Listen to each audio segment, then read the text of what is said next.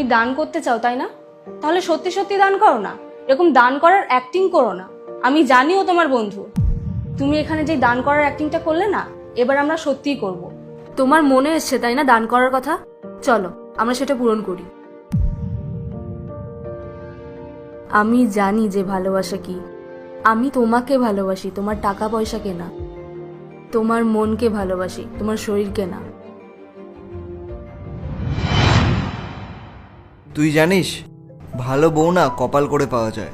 আমার কপাল ভালো ছিল তাই আমি ভালো বউ পেয়েছি। তোর কপাল অতটা ভালো নয় তাই তুই এমন বউ পেয়েছিস। ফোন এসছে তোর।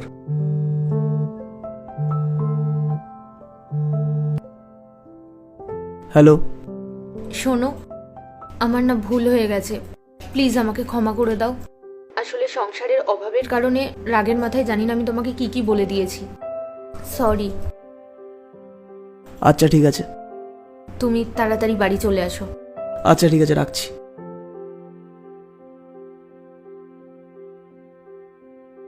আমার বউ আমাকে সরি বলেছে। আরে বাহ, সাব্বাস ভাই। তুই জানিস প্রবলেমটা কি?